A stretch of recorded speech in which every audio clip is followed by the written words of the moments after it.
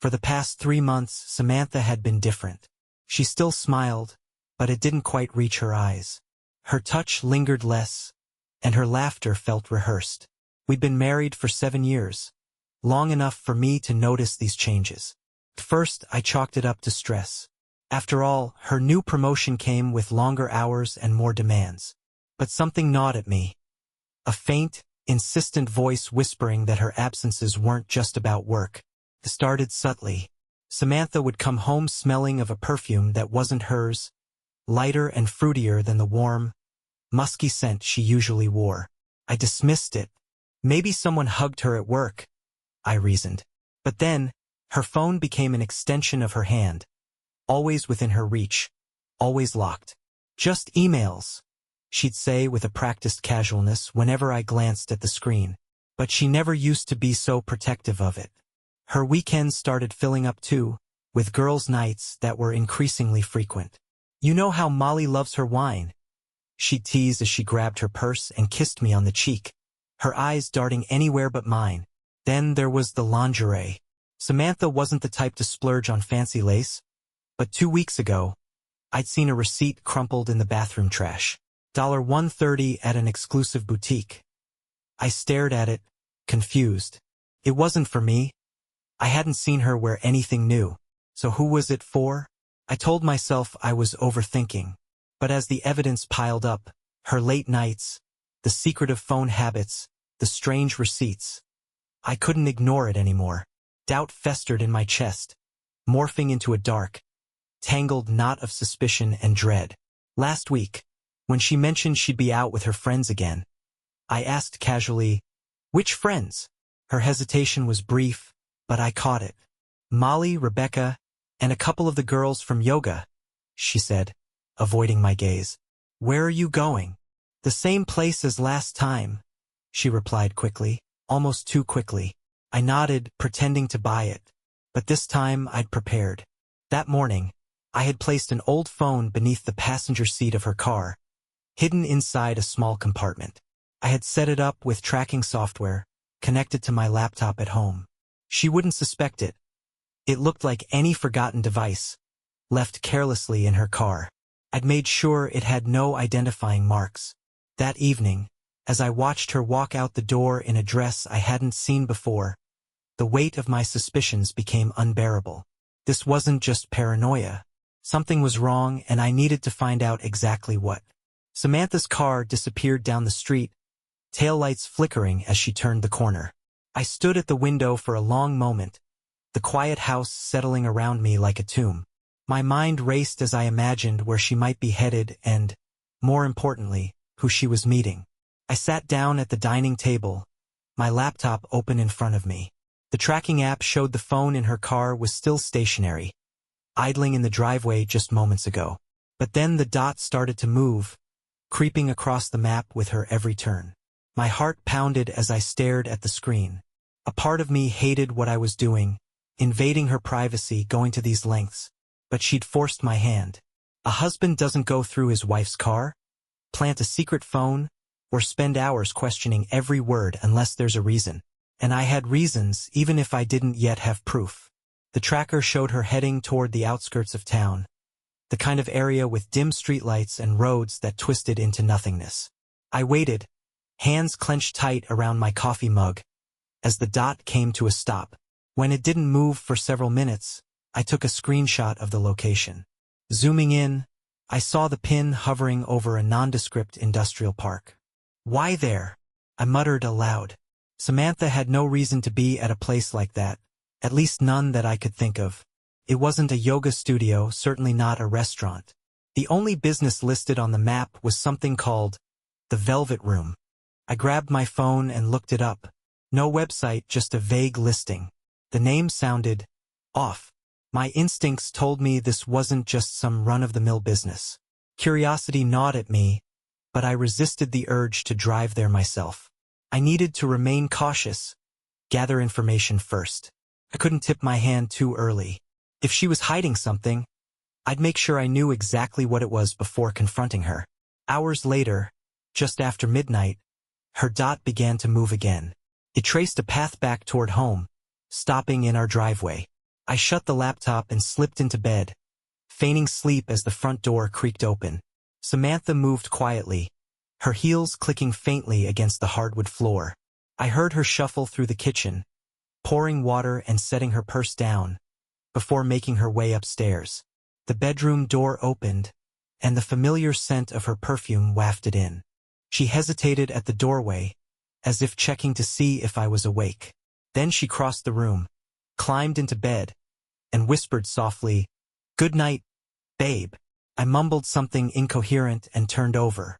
My thoughts raced too fast for sleep, my mind running in circles around what I'd uncovered, or what I still didn't know. In the morning, I acted normal. Over coffee, I asked about her night. "Oh, it was fun," she said, stirring cream into her cup. "We just had some wine and caught up." "With Molly and Rebecca?" "Yeah." She smiled, but it was the same tight smile I'd come to recognize. A mask. I nodded, biting back the questions on the tip of my tongue. Instead, I waited until she left for work and opened my laptop again. The velvet room lingered in my thoughts. I didn't know what it was, but I was going to find out. That afternoon, I drove to the industrial park myself.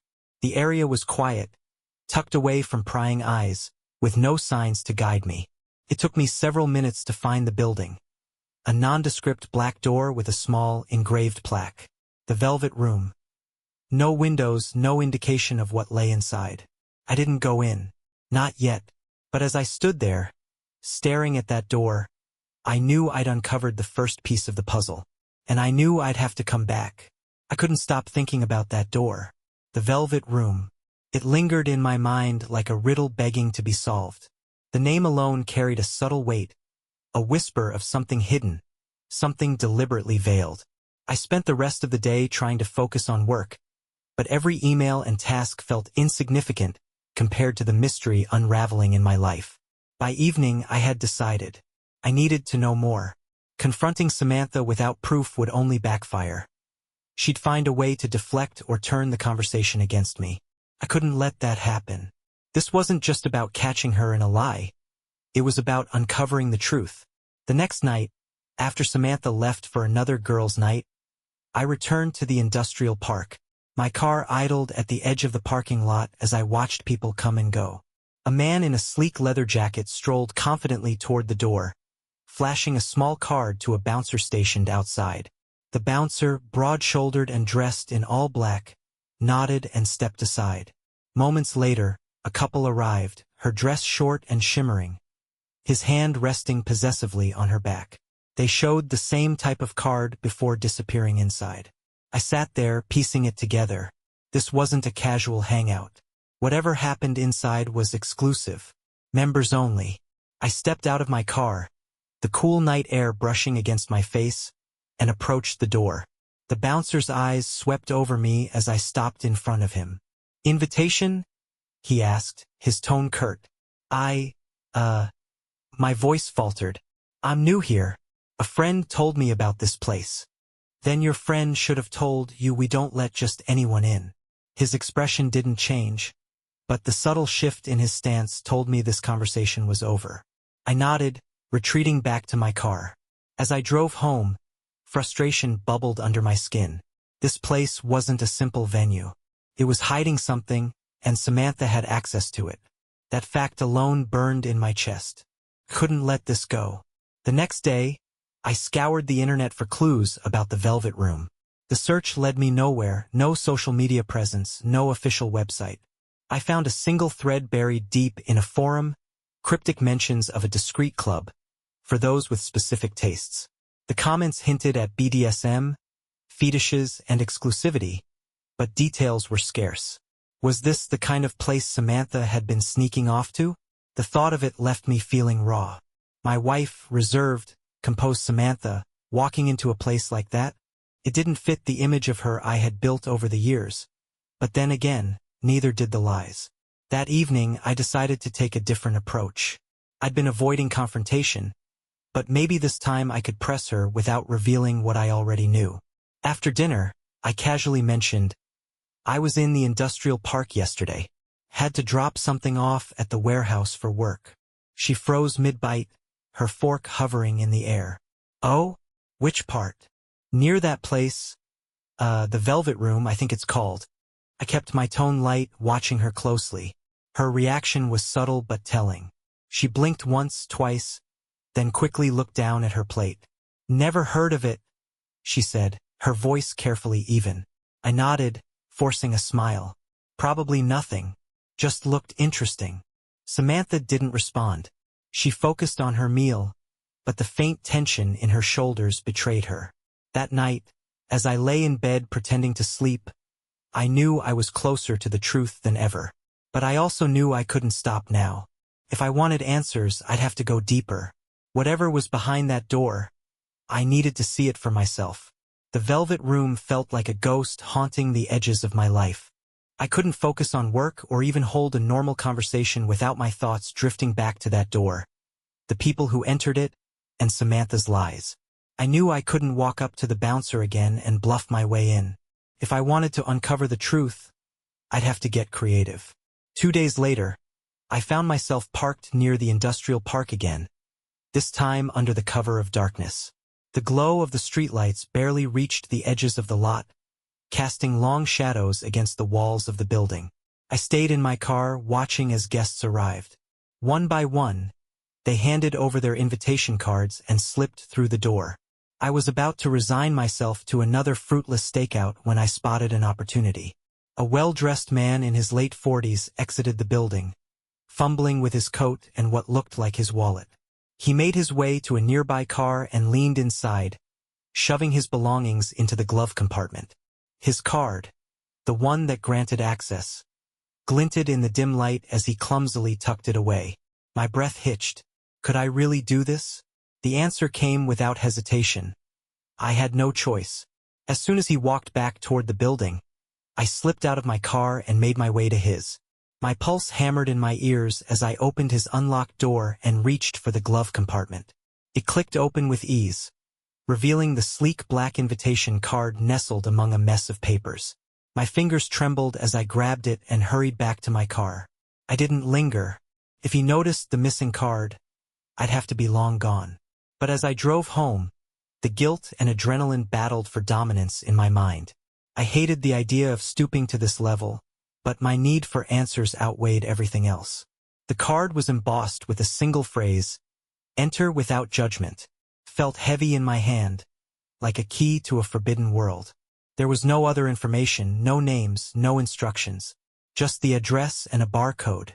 That Friday night, after Samantha left the house again, I finally made my move. Dressed in black slacks and a fitted shirt, I tried to blend in with the upscale crowd I'd observed earlier.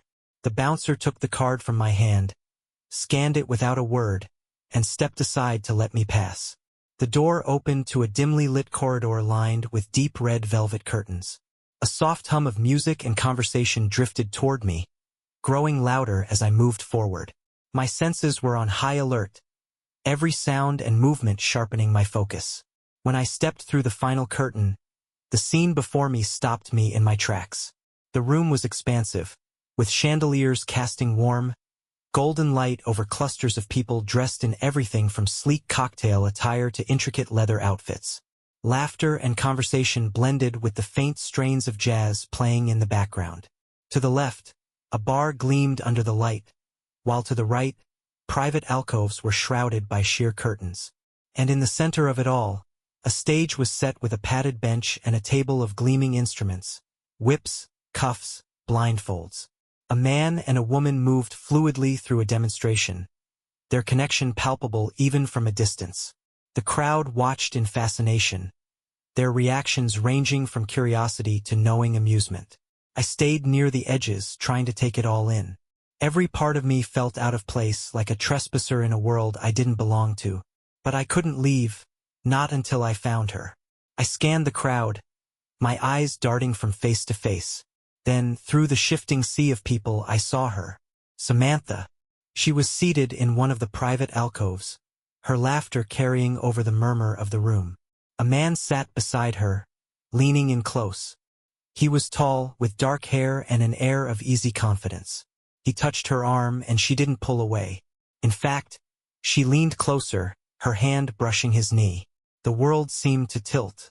My body felt frozen, yet my heart pounded violently in my chest. This wasn't a misunderstanding. This wasn't paranoia. This was betrayal right in front of my eyes. I stepped back, the velvet curtain brushing against my shoulder. My fists clenched as the rage boiled inside me, but I forced myself to hold it together. Storming over there would only make a scene, and I wasn't ready to face her. Not yet. I turned and walked out, every step feeling heavier than the last. Outside, the cool night air hit my face, but it didn't calm the storm raging inside me. Now I had seen it for myself. The lies, the deceit. They weren't just in my head. They were real. And now I needed to decide what to do next. The drive home felt like a blur. My hands gripped the steering wheel so tightly that my knuckles turned white, the ache in my chest growing with each passing mile. The image of Samantha in that alcove burned into my mind. The way she leaned into that man, her laughter light and familiar. It wasn't just infidelity. It was intimacy, a betrayal that cut deeper than I'd imagined. When I finally pulled into the driveway, I turned off the engine and sat there, staring at the darkened house. A part of me wanted to storm inside and tear her world apart, demand answers, demand apologies. But another part of me knew that confronting her now would be reckless. Samantha was skilled at deflection, at turning things around to make me doubt myself. If I wanted the truth, I'd need to be patient. I'd need proof. I went inside, the quiet of the house pressing against my ears. Samantha wouldn't be home for hours, which gave me time to think. I poured a drink, sat at the kitchen table, and started piecing together a plan. The first step was simple. I needed to know everything. Not just about this one night, but about the entire web of deceit she'd woven. How long had this been going on? Who else knew? And most importantly, how had she been hiding it from me so well? I retrieved the phone I'd planted in her car, the tracker still running. Pulling up its history, I noted every location she'd visited over the past month. There were other stops at the industrial park, too many to dismiss as coincidence, and a few at nondescript addresses scattered across town. I jotted them down in a notebook, my hands steady despite the storm raging inside me. The next step required help, someone I could trust. My best friend, Paul, came to mind. He'd always been there for me, no matter how messy things got. But this wasn't something I could explain easily. Still, the thought of facing this alone was unbearable. So I called him. Paul answered on the third ring, his voice groggy. "What's up, man? It's late." "I need your help," I said, my voice low. "It's about Samantha." There was a pause, and then he sighed. "Okay. I'm listening." I explained everything. What I'd seen, what I suspected, and what I needed from him. To my surprise, he didn't hesitate. "All right, I'll go," he said. "But you owe me one hell of a drink after this." The next night, Paul dressed the part, blending seamlessly with the upscale crowd at the Velvet Room. I waited anxiously at home, pacing the living room as I checked my phone every few minutes. Hours passed before he finally called. "What did you find?" I asked, barely able to contain my nerves. "You were right," Paul said, his voice serious. "It's not just some club. Well, let's just say it's a lot more than that. And Samantha? She's not just visiting. She's a member. Everyone there knows her." I sank into the couch, my chest tightening. "Did you see her?" "I did," Paul admitted. "She was with some guy, tall, dark hair, about our age. His name's Andrew Calder." They weren't exactly keeping things subtle. The room seemed to close in around me. Samantha wasn't just lying to me. She was living an entirely different life, a life where I didn't exist. "I got a good look at him," Paul continued. "If you want, I can dig around and see what I can find." I swallowed hard. "Do it." "And Paul?" "Yeah. Thanks for this. I don't know what I'd do without you." "Hey," he said softly. "We'll figure this out. You're not alone in this." When I hung up, I stared at my phone, Paul's words echoing in my mind. Samantha thought she was untouchable, that she could lie and manipulate her way through this. But she didn't realize the storm I was preparing.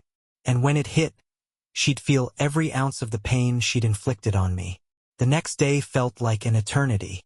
Every second ticked by with agonizing slowness as I replayed Paul's words in my head. She's not just visiting. She's a member.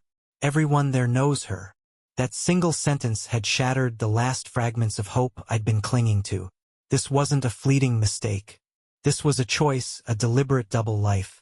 Paul called again in the afternoon. I did some digging on this Andrew Calder guy, he began without preamble.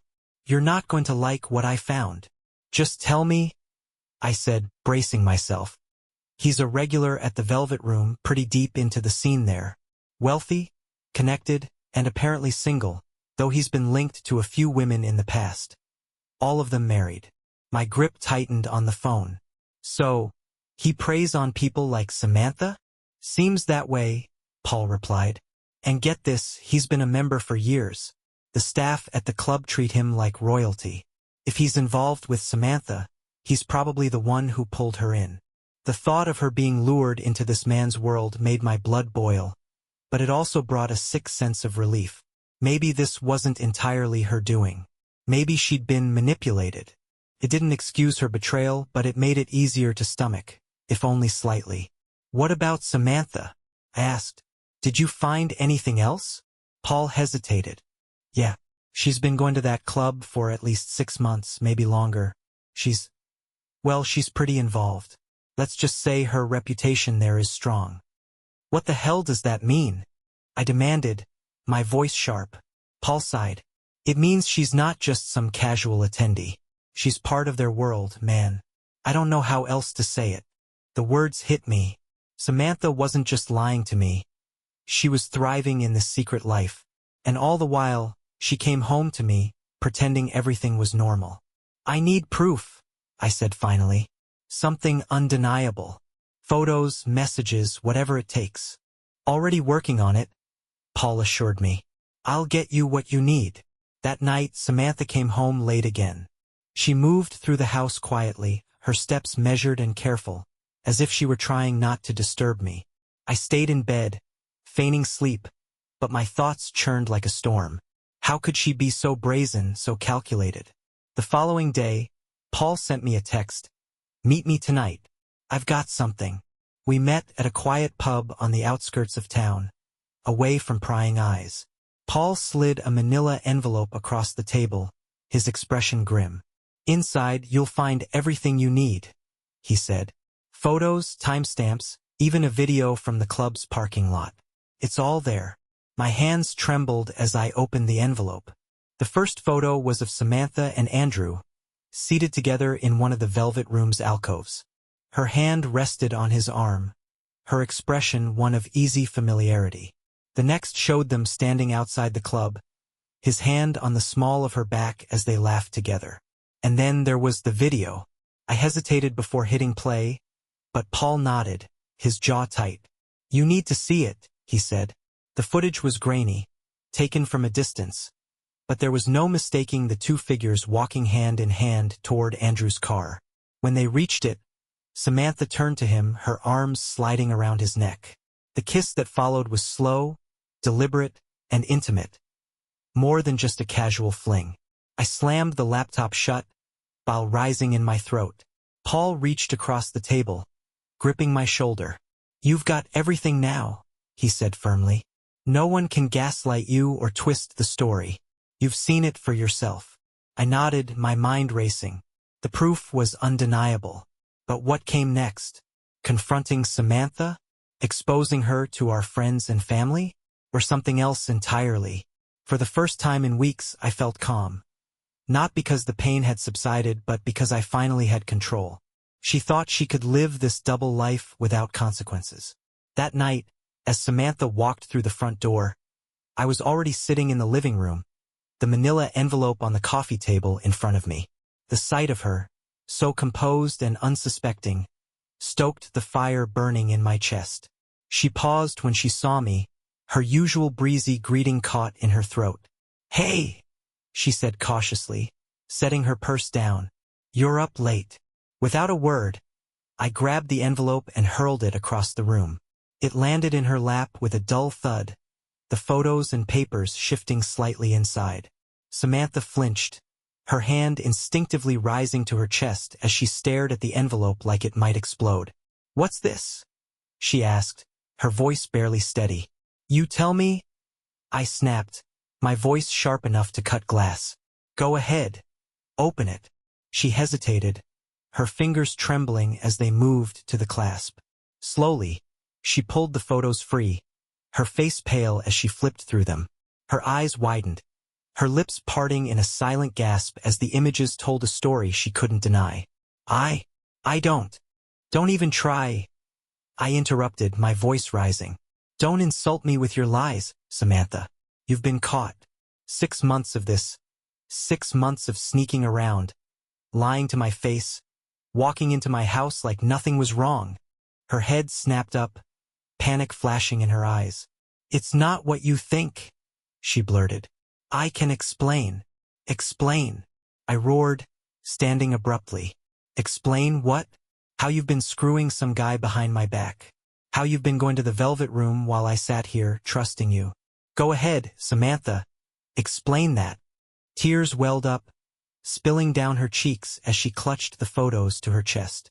"It wasn't supposed to happen," she whispered, her voice breaking. "I didn't mean for it to go this far." I let out a sharp, bitter laugh, the sound cutting through her trembling words. "Go this far? Are you even listening to yourself? This wasn't some accident, Samantha. You didn't trip and fall into another man's arms. You planned this. You lied to my face. Again and again." Her sobs grew louder, shaking her entire body, but they did nothing to calm the fury burning inside me. Her tears felt hollow, another performance in a long series of carefully constructed acts. "Do you even feel anything about what you've done?" I demanded, my voice cold as steel.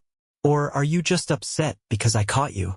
She looked up at me then, her face streaked with mascara, her lips trembling as if she wanted to say something, but no words came.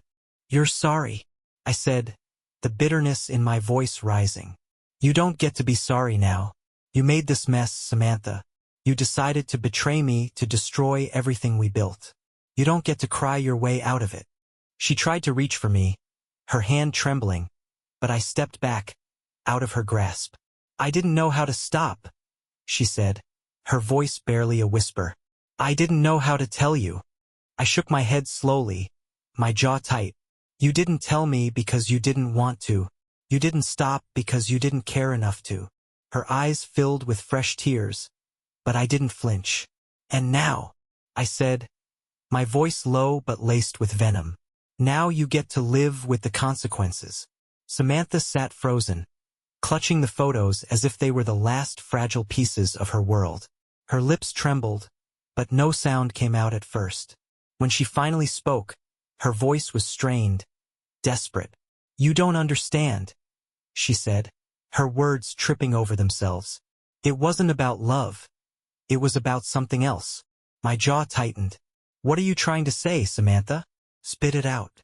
Her face twisted in anguish, tears spilling down her cheeks. I didn't feel satisfied. I didn't feel alive anymore, and I didn't know how to tell you that." The words hit me like a blow, sharp and cutting.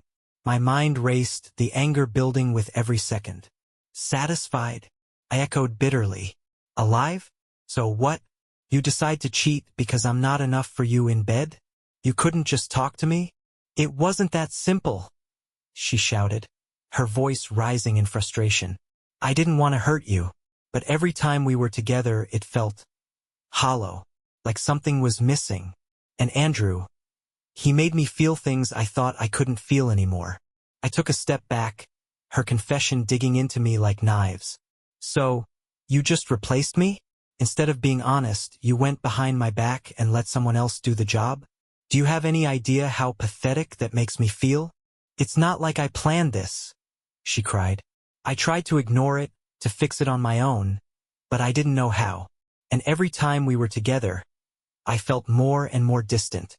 I didn't know how to tell you without breaking you." "Well, congratulations," I snapped, my voice ice cold. "You didn't break me. You destroyed me." Samantha's sobs grew louder, but I pressed on, unable to stop. You think you're the only one who's ever felt lost? The only one who's ever wanted more? I was there, Samantha. I was ready to fight for us. But instead of fighting with me, you chose to run to him. She shook her head, her hands gripping the photos tightly. I didn't want to lose you. I still don't. I laughed bitterly, the sound hollow.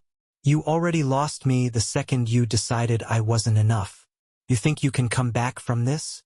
You think I'll ever be able to look at you and not see him? I can change, she whispered, her voice trembling. We can fix this. Please, just give me a chance. You want a chance? I said, my voice dropping low. Then you should have thought about that before you ripped us apart. You wanted more? Well, now you have it. And I hope it was worth it. Her sobs filled the room, but I was already turning away, leaving her to sit alone with her shattered lies and the truth she couldn't take back. I stood in the kitchen, my hands braced against the counter as I tried to steady my breathing.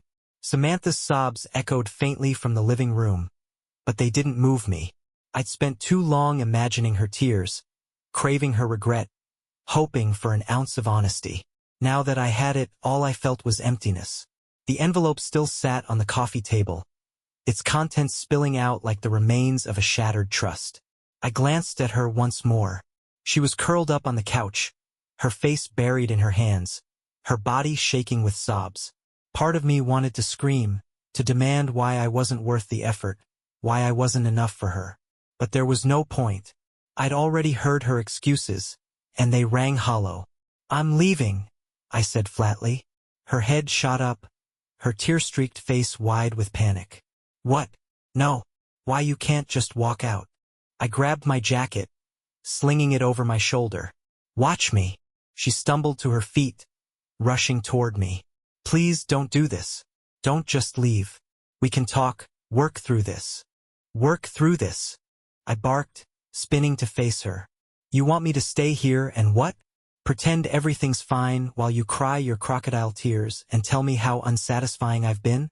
No, Samantha. I've heard enough. It's not like that, she shouted, her voice desperate. I still love you. Don't say that. I cut her off, my voice shaking. You don't get to say that. You don't get to tell me you love me when you've been giving everything, to someone else. She froze, her hands hovering in the air as if reaching for something she couldn't grasp. Please, she whispered, her voice barely audible. Please don't go. I'll send for my things, I said quietly, my hand already on the doorknob. Don't call me. And then I was out the door, the cold night air hitting my face as I walked to my car. The silence out here was deafening, but at least it was honest. Unlike her, as I drove away, I didn't look back. The motel room was small and sterile, with beige walls and thin curtains that barely kept the streetlights out. It wasn't home, but at least it was a place where I didn't have to hear Samantha's excuses or see her tear-streaked face. I sat on the edge of the bed, staring at my phone. A dozen notifications glared back at me. Missed calls, texts, voicemails, all from her. I didn't open any of them. What could she possibly say now that I hadn't already heard? Instead, I dialed the only person I could trust. Paul answered after the first ring. Hey, are you okay? I sighed, running a hand through my hair. No. But I'm out. I left. Paul was silent for a moment. Then he said, Good. You needed to. I don't even know what I'm doing. I admitted, my voice raw. She's blowing up my phone, begging me to come back. And my words faltered, the weight of everything crashing down on me. You did the right thing, Paul said firmly. Don't let her drag you back into her mess. She made her choice. Now it's your turn to make yours. I nodded, even though he couldn't see me. I don't know what's next. How do you move forward from something like this? You take it one step at a time, he said. And you start by protecting yourself. You need to talk to a lawyer. Figure out your options. The word lawyer sent a chill through me. Divorce. The thought alone made my stomach twist. But I knew Paul was right. Samantha had crossed a line, and there was no coming back from it. I'll handle it, I said finally. Tomorrow. Good. And if you need anything, you call me. You're not alone in this. For the first time in days, I felt a flicker of relief. Thanks, Paul. I mean it. After we hung up, I leaned back against the headboard, staring at the ceiling. The reality of my situation was starting to settle in, heavy and unrelenting. The woman I had built my life with, the person I thought I knew better than anyone, was gone. And the life I thought we had was a lie. But as painful as it was, I knew one thing for certain. I wasn't going to let her take any more from me. Tomorrow I'd start rebuilding. Not for her, but for me. The next morning, I woke to a cold, gray sky pressing against the motel window. My phone buzzed on the nightstand, the sound grating against my already fragile nerves. Another call from Samantha. I stared at the screen for a moment, debating whether to answer. Part of me wanted to hear her voice, some twisted need to know what excuse she'd come up with this time. But the stronger part of me knew better. Whatever she had to say didn't matter anymore. I silenced the call and scrolled through her unread messages instead. You, please just talk to me. We can fix this. I can't do this without you. Please come home. I know I messed up, but I love you. Doesn't that count for something? Love. If love meant what she claimed, then how could she betray me so completely? I dropped the phone on the bed, letting it buzz itself into silence. I had bigger things to focus on. By mid-morning, I was sitting in a lawyer's office, the sterile smell of coffee and printer ink filling the air. The attorney, a sharp-eyed woman named Claire Mitchell, listened carefully as I laid everything out. So you have photographic and video evidence of the affair? She asked, flipping through the folder I'd brought. I nodded. My friend took them. It's all there. She scanned the pages, her expression neutral. Well, you've got a strong case if you want to file for divorce. Adultery isn't just a betrayal. It's leverage, especially if there are financial considerations. Leverage? I asked, my voice bitter. I don't want her money. I just want out. Claire raised an eyebrow. You might not want it, but don't dismiss it yet. Depending on how long this affair's been going on, you might have grounds to contest any shared assets. You'd be surprised how messy these things can get. I exhaled, rubbing my temples. I just want it to be over. Clean. I understand, she said, her tone softening. But if you want clean, you'll need to be thorough. No surprises. That means gathering everything. Financial records, shared accounts, anything she could use against you. I nodded, taking in her words. It felt cold and calculated, but maybe that was what I needed. By the time I left her office, the weight in my chest felt slightly lighter. I didn't have all the answers yet, but I had a plan. For the first time, I felt like I was taking control of the situation instead of being dragged along by it. As I drove back to the motel, my phone buzzed again. Another message from Samantha. I know you hate me right now, but please, just let me explain. I can't lose you. I stared at the words, my jaw tightening. For a brief moment, I considered replying, demanding to know why she thought I'd even listen. But instead, I deleted the message and tossed the phone aside. She'd already lost me, and nothing she said could change that. The divorce papers were sent the next morning. Claire had moved quickly, understanding my urgency to sever ties and start rebuilding. I felt a strange mix of relief and dread as I signed my name on the final page, each stroke of the pen solidifying the end of something I once thought was unbreakable. For the rest of the day, I waited for the inevitable fallout. I didn't have to wait long. By the evening, my phone rang. Not a text this time, a call. Samantha's name glared at me from the screen. Against my better judgment, I answered. You, she said, her voice shaky. I got the papers. Good, I replied coldly. That's the first step toward fixing the mess you made. Her breath hitched, and for a moment, there was silence. Then her tone shifted, hardening into something sharper. You can't just walk away from this. From us. You think there's still an us after everything you've done? I snapped. Samantha, I don't want to hear your excuses anymore. You made your choices. Now I'm making mine. I told you I was sorry, she yelled, her composure cracking. I told you it wasn't about not loving you. It was about, I don't know. Something I couldn't control. Couldn't control? I laughed bitterly. Don't give me that. You controlled it every time you went to him. Every time you lied to my face. And now, you don't get to tell me how to move on.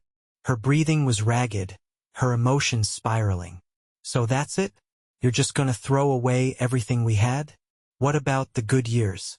Don't they mean anything to you? They meant something? I said quietly, the weight of it pressing on my chest. But you made them meaningless the second you decided I wasn't enough. Samantha was silent for a long moment. When she spoke again, her voice was lower, almost pleading. We can fix this, you. We can go to therapy, talk things through. I'll do anything. Please, just give me one more chance. I closed my eyes, the ache in my chest twisting into something sharper. You had your chance, Samantha, and you threw it away. The silence that followed was suffocating, and I could hear her trying to hold back a sob. Fine, she said finally, her voice trembling. But don't think for a second that this is just on me. You weren't perfect either, you. You think you're blameless, but you're not. I didn't respond. I hung up. The conversation left me shaken, but it also left me resolute. Samantha was desperate, grasping at straws, but her words couldn't pierce the armor I'd built around myself. I had given her everything, and she'd made her choice. Days passed, and the air felt lighter, even as my mind remained tangled with memories of Samantha. The divorce process was underway, but Samantha wasn't making it easy. She started by calling mutual friends, spinning her own version of the story. I'd hear about it in fragments. Things like, Samantha says you blindsided her. Or, she claims she's trying, but you won't even listen. It was exhausting, but I stayed focused. I wasn't going to let her turn this into a pity campaign to save face. I had the truth and I had the evidence. That was enough for me. Then came the letter, delivered by hand, tucked neatly into a cream-colored envelope. It was Samantha's last-ditch effort to get me to reconsider. I know you think I don't deserve forgiveness, and maybe I don't. But before you close this door forever, I need you to hear me. I'm not trying to excuse what I did. There's no excuse for it. But I need you to understand why. It wasn't just about Andrew. It wasn't just about you. It was about me, feeling like I'd lost myself. Like I was suffocating in a life where I didn't know who I was anymore. I made a mistake. A terrible mistake. But I never stopped loving you. I want to be the woman you married again. The woman who laughed at your dumb jokes and felt safe in your arms. If you give me the chance, I'll prove that we can be us again. Please don't throw it all away without trying. Love, Samantha. I read the letter twice, then a third time. Each word gnawed at me, dragging up old memories and emotions I was trying to bury. But as much as it stung, it didn't change anything. I folded the letter, tucked it back into the envelope, and slid it into a drawer. It wasn't forgiveness she wanted, it was absolution. She wanted me to clean the slate, to pretend her choices didn't matter. But they did. By the end of the week, I had packed up the rest of my things. A new apartment awaited me, small and simple but mine. When I stood in the doorway of our old house one last time, I didn't feel regret. I felt relief. I had given Samantha everything I could, and she'd torn it apart. Now I was taking back what was left of me. As I drove away, the sun broke through the clouds, warming the cold, gray morning. Felt like a sign. The first morning in my new apartment felt strange. Quiet, but peaceful. The sunlight streamed through the sheer curtains I hadn't yet replaced, spilling warmth onto the bare walls and boxes that cluttered the floor. It wasn't much, but it was mine. I stood by the window, a cup of coffee in hand, and watched the world outside. People rushed to work, cars honked in the distance, and somewhere below, someone was walking their dog. It was mundane, ordinary, and exactly what I needed. My phone buzzed on the counter, pulling me from the moment. Another message from Samantha. I know I hurt you, but I'll always love you. Please don't shut me out completely. At least let us talk one more time. I stared at the message for a long moment before deleting it without replying. She wasn't part of my story anymore. I wasn't carrying her guilt or her excuses forward. I had carried enough. Instead, I opened a message to Paul. Thanks for everything. Drinks on me tonight. The day passed in quiet productivity. I unpacked, arranged furniture, and hung a few pictures. Each step felt like reclaiming a piece of myself. As I worked, memories of Samantha drifted in and out, but they felt lighter now, like echoes fading into the distance. That evening, Paul and I met at a small bar downtown. He clapped me on the shoulder as I slid into the booth. "You're looking better already," he said with a grin. "Feels better," I admitted. "Like I can finally breathe again." We ordered drinks, laughed, and talked about everything but Samantha. For the first time in months, I didn't feel the weight of betrayal pressing down on me. When I returned to the apartment that night, I sat by the window again, watching the city lights twinkle against the dark sky. It was far from the life I had imagined, but it was mine. For the first time in a long time, I smiled.